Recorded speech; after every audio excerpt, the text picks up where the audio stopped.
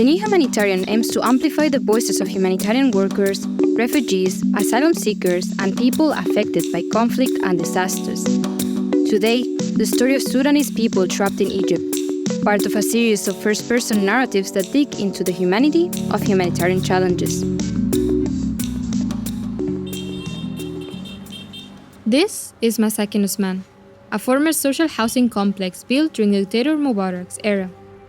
It is located at the far end of Greater Cairo's 6th of October city, near the desert, and it has become home to low-income Egyptian families and different refugee groups, including many of the more than 500,000 Sudanese that have fled to Egypt since the war broke out on April 15, 2023. Many end up in this rundown area due to cheaper rent prices and precarious job opportunities at the nearby factories.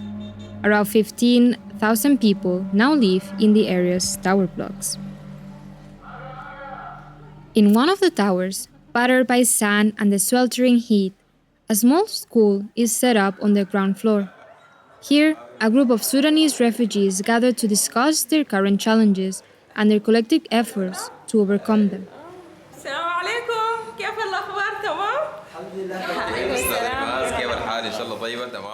They sit in a circle on plastic chairs in a spacious room that serves as the school's reception area. The walls are hand-painted with Sudanese proverbs and inspiring quotes that highlight the crucial role of education in a child's future. In the school's only other room, a set of donated computers are available. Some lack keyboards. The absence of windows provides relief from the summer heat, but artificial blue lighting is irritating on the eye. We fled at the beginning, 1 month and 15 days after the war began. So the situation was a bit bad, but it was easier to escape because the number of people was small. So we were able to cross legally with our passports. I am Ramaz Ibrahim.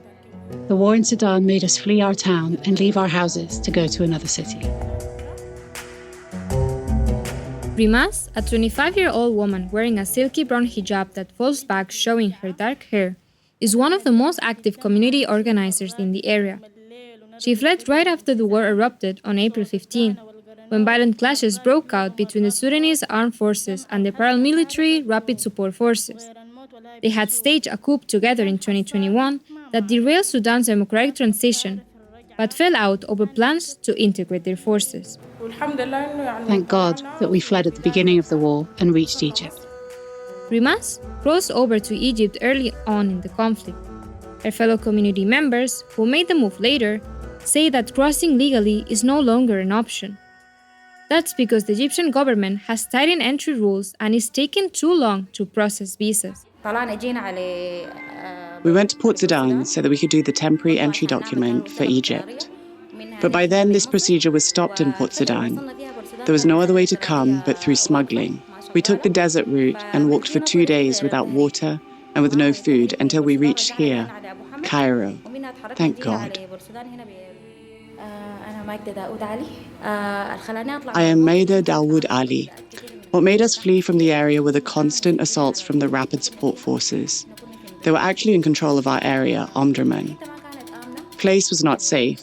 We lost safety, we lost tranquility, education, health, everything. We also suffered persecution from people of the RSF, me and my children.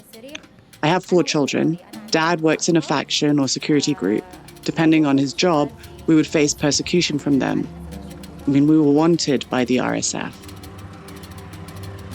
The Sudanese came irregular way or like illegal way. They face a lot of things. Some people, they died there in this bad situation, in the desert. My name is Abdulsami Yaqub. I'm Sudanese. I came here in 2021. Actually, there's a lot of things happening for me there in Sudan. First of all, if political issue, some of the people belong to other parties or belong to movement. They don't want those people to stay in their country because they are speaking about the government or about the systems, about the regime. So they don't want the intellectual people to live in Sudan. So when we start to discuss about these things, they directly catch us and put in jail or prison. However, being in Egypt is another prison for some, especially in Masaken Osman.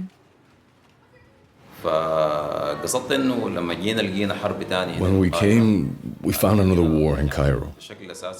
We came mainly seeking safety, seeking to live a decent life. But then you found another war. The war to get the right information. The war to find something to eat. The war to find a roof to live under. Your mere entrance to Egypt is already illegal, so you try to stay away from the members of the security forces because you're supposed to have documents and a passport to enter legally. This is Mohammed al-Sheikh, a journalist back in Sudan. He has been struggling to keep afloat since being smuggled into Egypt last March. Like many others who arrive in the area every day, he soon discovered that life is tough. Dr. Abdel Sami Aqub, who arrived 3 years ago and now welcomes the newcomers, agrees. The impeccably dressed young man, sporting a light blue shirt and polished shoes, gazes thoughtfully through his round glasses. A lot of Sudanese people don't have like water and also housing and food. Some of them, they are living in the street, they don't have like money to pay to rent for apartment. And also some of them, they have like a serious disease, for example, hypertension and diabetes mellitus. So they don't able to get these things from public hospital because they lose their document like passport or other documents. So if they go to like public hospital or public places, they don't get the rights because they don't have this document.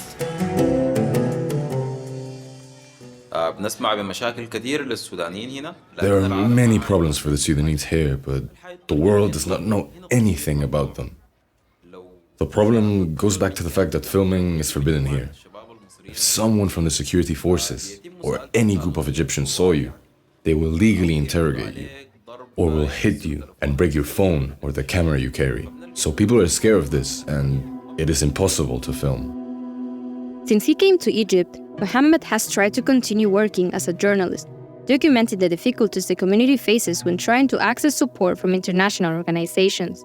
However, as Dr. Abdel Sami also explains, it has been impossible. The Egyptian government, they don't allow the Sudanese people to take like picture or videos from different places, especially for the refugees suffering.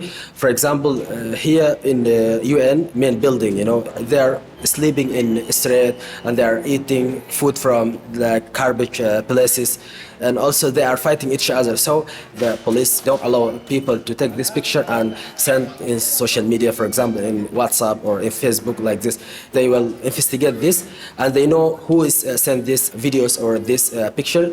They will come to catch you and arrest you in prison. Dr. Abdel Sami explains that the community in Masaken Osman has looked inwards to help each other navigate their harsh conditions. They have created neighborhood initiatives, which echo the grassroots and youth-led mutual aid groups set up during the war to provide life-saving services back home in Sudan. Here we have like more than 50 initiatives. They give a lot of programs for these people, educational programs and also medical programs and also like support programs. Given how difficult it is to get outsiders and NGOs to know and engage with the struggles of the Sudanese community in Egypt, this group of refugees, now firm friends, have started different grassroots initiatives to help their community in Masaken Osman. Rimas, the 25-year-old woman who arrived early on in the conflict, founded a school and a center used as a broader community space. She is now seen as a mother figure by many in the community. I first started with a nursery and preschool, which evolved into a bigger centre. The initial idea was to offer nursery places to help mothers go to work. So during the year, children could stay at the nursery from 8 in the morning to 5 in the afternoon for free. She has a lot of programs provide for those refugees communities, especially for women and kids, in order to know how to do a lot of things with their hands, for example, like handcrafts. So they get a lot of training from this initiative. It gives opportunities for women, allows them to develop their skills with the workshops she offers for very small fees. Working opportunities here in Egypt are limited. People can't work. So this offers them training so that they can work and bring bread to the table It's a source of income for them. So as we are Sudanese, we work as a team. We work like collective work. We work together because this is some of our traditions there in Sudan. So when we came here, we work as we are in Sudan.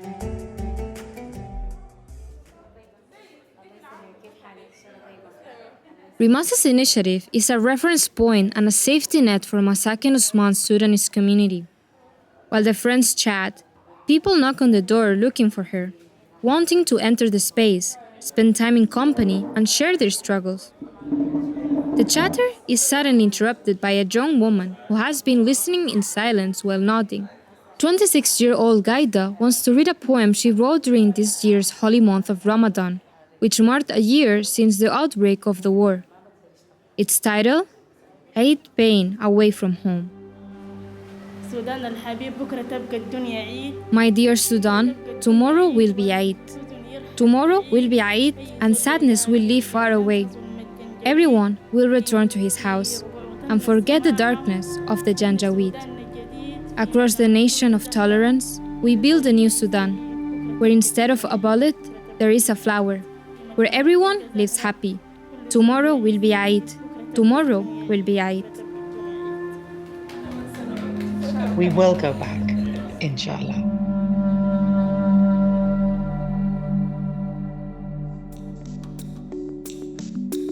The new Humanitarian aims to amplify the voices of humanitarian workers, refugees, asylum seekers, and people affected by conflict and disaster, placing them at the center of the conversations about the policies and events that shape their lives.